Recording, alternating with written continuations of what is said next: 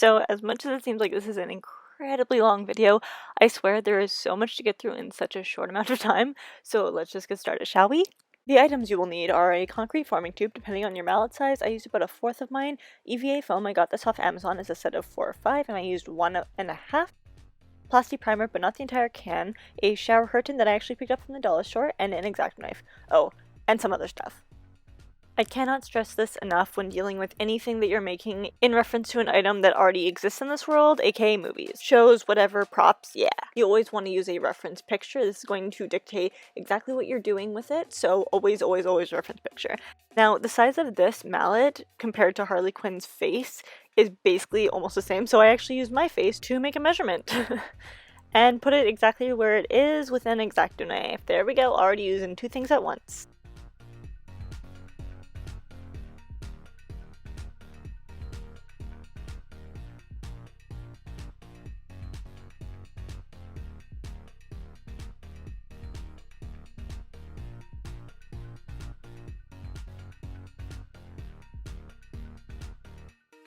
My first time using the EVA foam during this, and I'm going to be drawing out the circle or the cylinder that I'm going to be using so that I have exactly what circle I need, and I'm going to do this twice so I have a back and a front.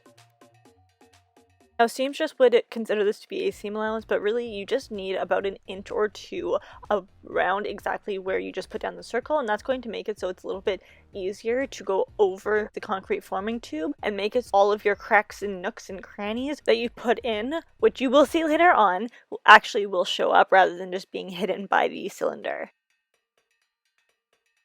Now you've got an outer circle and inner circle, just like the popular kids in high school and the outcasts.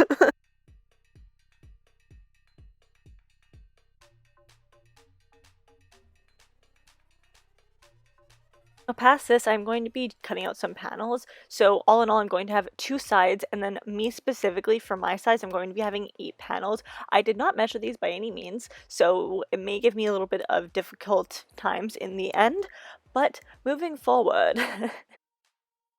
Starting on the actual cutting process.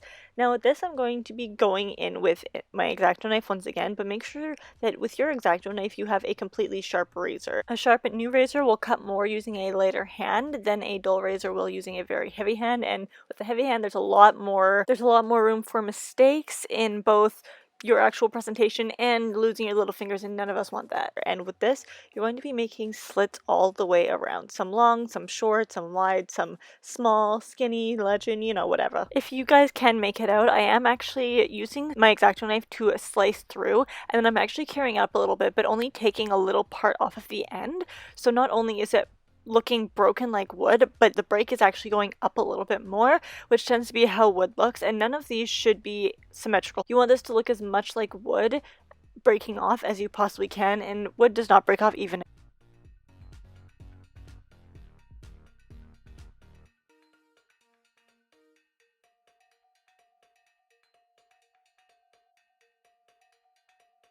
I'm also just slightly slicing through with the X-Acto knife once again, and then peeling it off with my fingernails or my fingers, and this is going to give it a rotted appearance, as if, well, the wood is very, very rotted, not fully come off yet, and I'm going to do this not only to the edges of it, but the complete ends to it.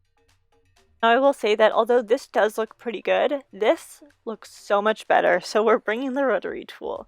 This is essentially a tool that you put a little component head into the actual head of it, and it spins. You can actually change it on this one. I got this one off Amazon. You can change the speed of it, although the speed really only needs to be at a 1 to get through this foam.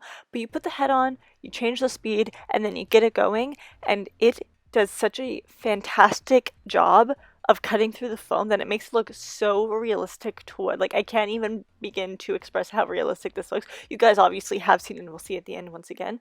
And what I'm doing with this is going over what I've just put down. Think of it like the first portion of this was an outline, and this is the final draft. This is going to give what we've already put down such a finished, polished off look, but like in the most messiest way possible, which is exactly what we want.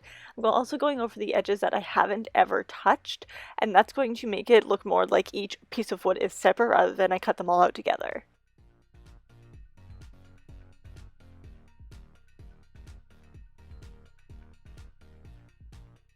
This also helps more than the X-Acto knife because the X-Acto knife, if you cut too far into it, it's just going to drag the foam out and that piece is going to end up breaking off. This gets it little by little. It just basically puts it like a sedimentary rock kind of thing. How the rock will come off of the cliff, but if you were to knock it, the whole cliff's just going to fall down. So it makes it incredibly thin without breaking it off. I truly hope that made sense, but something else I like to do with this is actually to create knots. I pull some down as you just saw, but I also just create random knots by pushing it in a little bit more and then bringing it out as I'm taking it away, if that makes sense.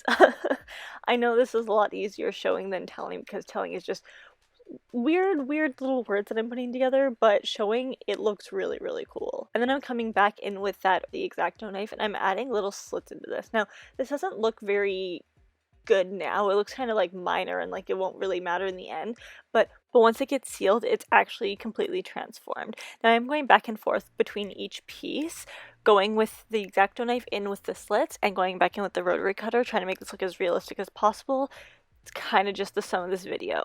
Also, as you can probably tell, but I will say, this creates a very little but big mess. It's a dispersed mess, let's say that. So I am vacuuming in between each sheet just to get all of the gunk away so I have a cleaner work environment to deal with.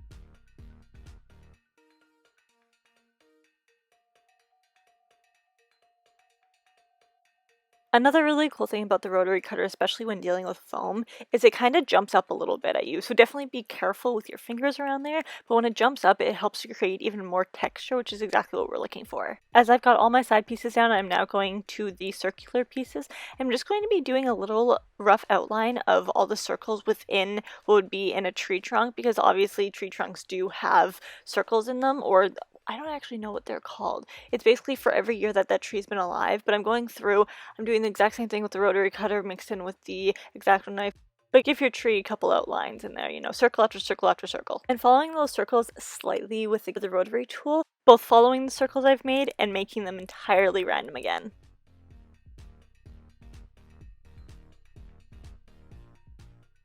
And with the other side of it, I am going to be coming in with some paints later on, but for now I'm just going to be outlining the X'd out dead face. This is just going to be a smiley with X for eyes.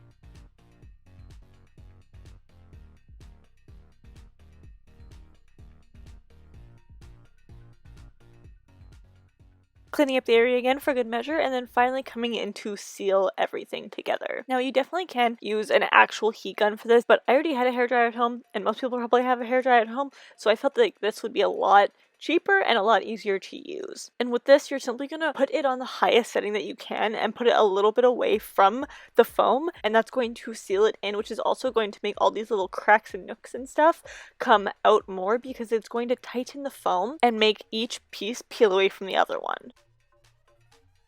You can definitely go back and forth between sealing it and then cutting more and sealing and cutting more. That's definitely what I did.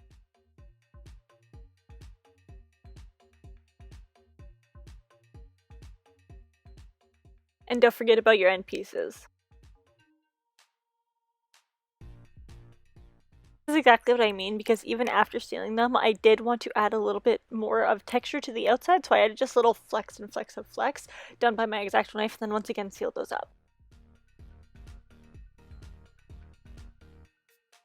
As for the pre-paint job, I am putting down garbage bags, which kind of messes up the lens. Realize this after, not going to redo it just to redo it so you guys can see, but essentially I'm going to be using Plasti Dip, which is a primer. It's a plastic-based primer, so it helps out with the rubbery texture of the foam.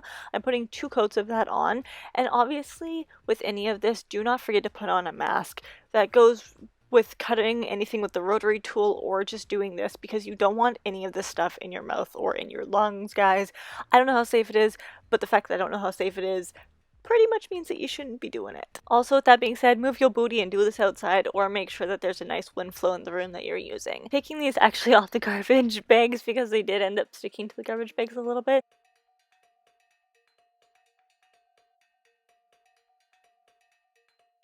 If you are just doing her straight up mallet, then this definitely isn't a step that you need to follow, but because I wanted to do it a little bit differently, I'm going to be pre-shaping these a little bit by adding, again, with the hot air dryer, I'm going to be flexing them a little bit. Weird flex, but okay. And then continuing on with the paint job. With this paint job, because there's so many little details that I've put into this, I didn't want to lose too many of those. So with the paint job, whichever way that each thing is going, you're going to want to do the opposite. So for example, if all of your texture is going to the right, you want to go up and down with your paint job. Again, so as little paint as possible gets into all of these details that I just took so long in doing. Don't let this half-an-hour video fool you. This took 3.5 days to do, guys. 3.5 days! You don't want to lose any of your work. Adding even more details, because the devil's in the details, right? I'm actually going to be using a little bit of the dry brush, so let the paint dry a little bit. Using that dry brush, I'm going to be going all one way, the same way that the texture is going. This is going to give almost ridges as a normal piece of wood would have. Would have. That's a sentence. This is a little bit of an easier way to see it. As you can tell, it does have quite a lot of details. Honestly, probably a lot more details than anybody else will notice, but I will know they are there and it'll make me happy. But continuing on with the paint job, make sure to do the sides as well. You can definitely do it with another color. I used a little bit of a darker brown tone because with any wood, the sides are going to be a little bit darker because they do have more moisture to them, and anything that has more moisture or water is going to be darker, which is why your hair looks darker when it's wet.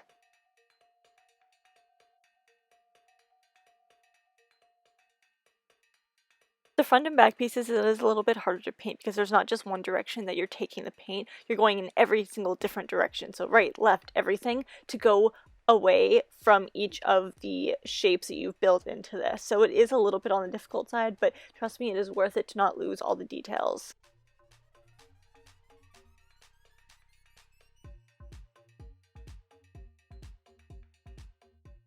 And just as I did with my side piece, with my main bish, I'm going to be going in a circular motion to make those textures once again. The devil in the detail is going to be the death of me. I had a slight grunge effect because we know Harley Quinn would not have a pretty looking mallet. I'm going to be using a very watered down black acrylic paint. Using paint, spinning around in a little bit of water, and then letting it drip down into each of the crevices that I made with the rotary tool. Once I've got the paint kind of simmered down into them, I'm going to be coming with the paper towel and just dabbing it off. Dab, dab, dab. This is going to make it so it's not completely opaque, but more of just a reminiscent ghostly appearance. You might have seen while I was going over each of these side pieces that I also did some highlights on them, which you can't really see again because of the black in the background. My apologies, but I'm doing the exact same thing to this one, where I'm just doing it a little bit of a spin with a little brush. I'm taking white along with the same color that I used on the actual piece, and I'm going to be turning the brush so it gets extremely dispersed, extremely unevenly. And I'm going over it with almost a dry brush and continuing on like that so it disperses even more and more and more. Adding in more detailing, because if you guys can't tell, it actually has some like blackish parts in the middle. I'm doing this exact same thing with the black paint and the water and then mixing it together and dab dab dabbing once again. As for the dead happy face, it does involve red paint, which is going to be very, very stand-outish. I actually ended up liking the way that just the red looked rather than putting the black over top of it, and honestly it seemed like an unnecessary extra step, so I just left it at this.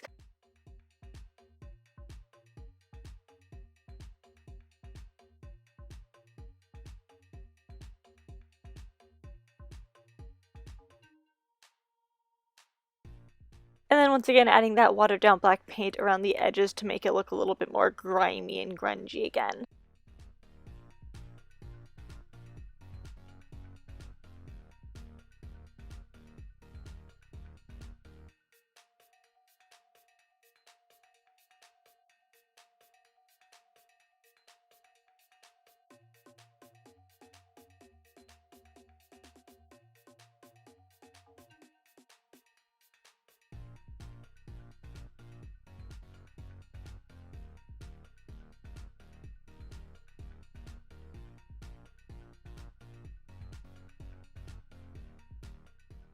My biggest ruling for this is to start off with a very watered down paint and then add a little bit more black into it, add a little bit more black and more black. That way you get a very dispersed and very frail amount of black to start with, and then it starts almost having like a shadow on it, and I absolutely love that appearance on this. And then continuing this on the outside once again. This is why it took so long. The drying times were insane and the details were insane. I went crazy over this one, guys. It honestly only makes sense to go this crazy over a tutorial for Harley freaking Quinn, guys. Harley freaking Quinn.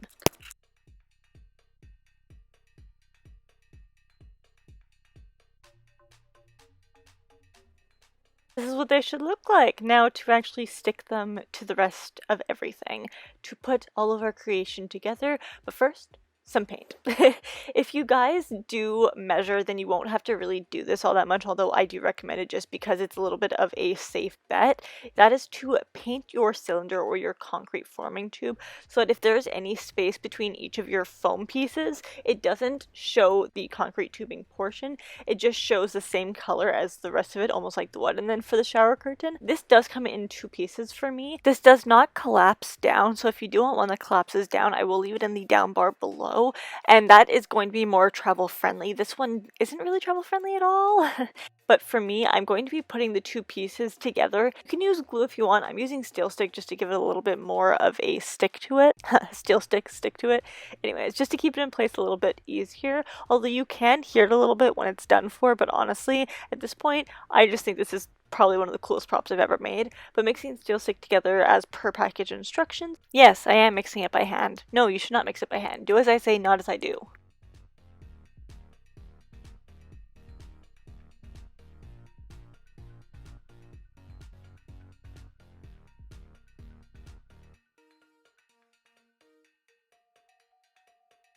It is time to finally put everything together, to glue everything together.